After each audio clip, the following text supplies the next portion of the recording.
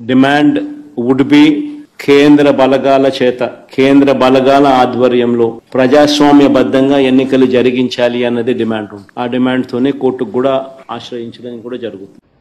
30 సంవత్సరాల తర్వాత మొట్టమొదటిసారి నీ పులివెందుల నియోజకవర్గంలో నువ్వు ఓటమిని రుచి చూడబోతున్నావు జగన్మోహన్ రెడ్డి. ఆ ఓటమి భయంతో నువ్వేదన్నా మాట్లాడతావు. కేంద్రం బలగాల మధ్య ఎన్నికలు నిర్వహించాలి, అలా నిర్వహిస్తేనే సరైన పద్ధతిలో ఎన్నికలు జరిగినట్లు నువ్వు మాట్లాడుతున్నావు.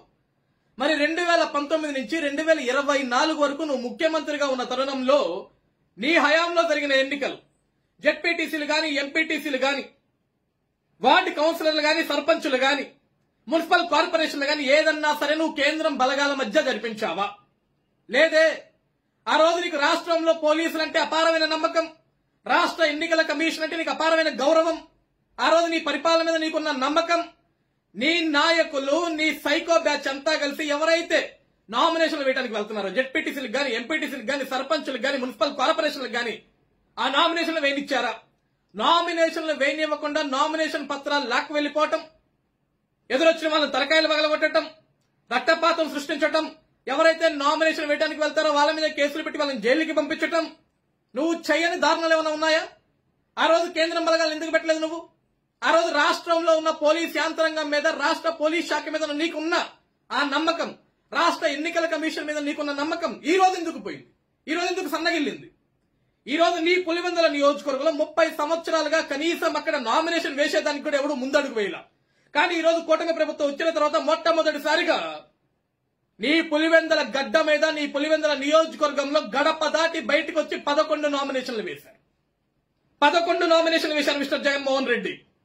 ఈరోజు ప్రజలు స్వేచ్ఛగా, స్వతంత్రంగా బయటకు వచ్చారు, తమ ఓటు హక్కును వినియోగించుకున్నారు. నువ్వన్నట్లు అక్కడ దాడులేం జరగలేదు, నువ్వన్నట్లు అక్కడ గలాటలేం జరగలేదు, నువ్వన్నట్లు అక్కడ అప్రజాస్వామికంగా ఎన్నికలు ఏమీ జరగలేదు. ప్రజాస్వామికంగానే ఎన్నికలు జరిగినాయి. ప్రజలందరూ లైన్ లో సిద్ధంగా ఉన్నారు, లైన్ లో నించున్నారు, హ్యాపీగా ఓట్లు వేసుకున్నారు. అక్కడ ఏ ప్రజానికం కూడా మా పులివెందుల్లో అప్రజాస్వామికంగా ఎన్నికలు జరిగాయని ఏ ప్రజానికం కూడా, ఓటు వేసిన ఏ ఒక్క ప్రజానికం కూడా చెప్పలా. అక్కడ గలాటా చేసిన వాళ్ళు ఎవరైనా ఉన్నారంటే నీ సైకో బ్యాచ్, నీ 5 రూపాయల బ్యాచ్, నీ పేటీఎం బ్యాచ్, నీ డ్రామా బ్యాచ్. 10 మందిని పంపిస్తావు, డ్రామా ఆడమంటావు, గోల చేయమంటావు, యాగి చేయమంటావు, రచ్చ చేయమంటావు. పోలీస్ అధికారులందరూ కూడా అక్కడున్న అల్లరి మూకల్ని చెదరగొట్టి ప్రశాంతంగా ఎన్నికలు జరిగేలా చేస్తే ఆ పోలీస్ అధికారులు తిడతారు మీరు. ఈ రోజు నీ పార్టీలోకి వచ్చి నీ సంఖ నాగుతున్న సతీష్ రెడ్డి ఐఏఎస్ ఐపీఎస్ తిడతాడు. నీ పార్టీలోకి ఎవడొచ్చినా సరే వాడికి నాలక మడతబడుద్ది. ఏది పడితే అది మాట్లాడతాడు, ఎంత వస్తే అంత మాట్లాడతాడు. నువ్వు ఇచ్చే ట్రైనింగ్ అలా ఉంటుంది. సరిగా చదువుకున్న వాడిని కూడా, పద్ధతిగా పెరిగిన వాడిని కూడా, సరైన మార్కులు నడిచిన వాడు కూడా నీ దగ్గరకు వచ్చి నీ కాళ్ళ దగ్గర బ్రతికితే, నీ పక్కన కూర్చుంటే చాలు వాడు ఎదవగా మారిపోతాడు.